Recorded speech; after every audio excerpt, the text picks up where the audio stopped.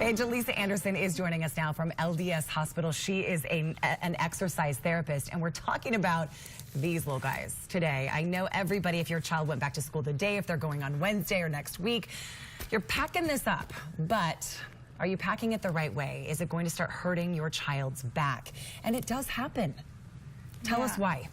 So it's that time again, as you said. Children are strapping on those backpacks, and we want to make sure when they're heading out the door that you or your children are wearing that backpack correctly. And to understand why it's causing pain, you want to take a look at the back, and I can help you understand that a little more clearly. The spine is made up of bones called vertebrae, and in between those vertebrae are little discs that act as natural shock absorbers.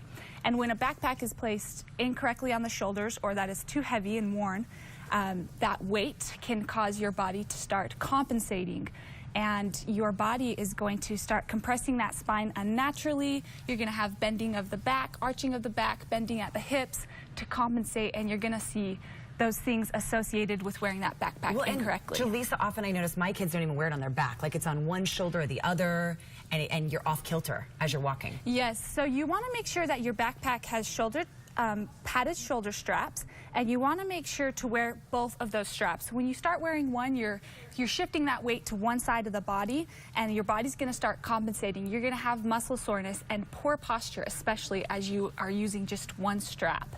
So make sure those straps are worn high up on the shoulders. What I've noticed too is my kids don't really go to their lockers anymore. So you're putting everything in that backpack. Yes, it's common to see children carrying more than a quarter of their body weight around in their backpack, and that is unsafe. It's actually recommended that children only wear 10 to 15% of their body weight in their backpack. Okay, so moms and dads kind of weigh it and say how much is actually going in there. And that's where parents, you especially, can step in, and you can help your children determine what's necessary to take to school, what's essential. If it's not essential, leave it at home, because we want to make sure that you and your children are wearing that backpack safely. I wish I talked to you before. I just purchased one last week for my little girl going into 6th grade. This is not it. This is Kylie's. This is Kylie's backpack, which I love. How do you know you're purchasing the right one? What should you look for?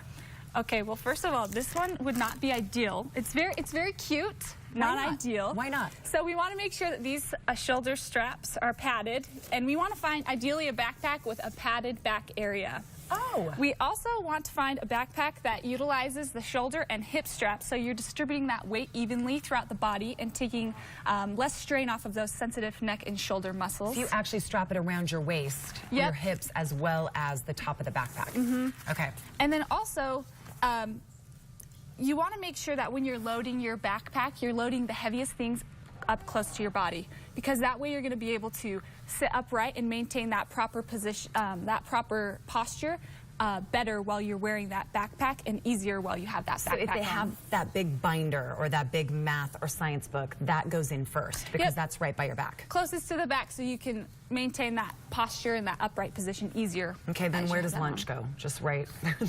Right. You can't squish your sandwich, so it's gotta go. Lunch has to fit somewhere right in the front. So if you have a chat with your kids this week about this, the key here is if you don't have to put it in, don't. But also wear both straps. Make sure you're putting it on your back correctly. Yes. And one more thing I'd like to mention is always wear your backpack above your waistline. When you start wearing that backpack lower on the body, that's when you're really going to have those compensation patterns come out. You're going to start arching that back and different things like that. So it makes sense that the shoulder strap should be worn high up on the shoulders, and that backpack shouldn't go below the waistline. Jillesa, I feel like we all learned something. If you have more questions, everybody, LDS Hospital has answers. They're so great. Go to their website. It's on your screen.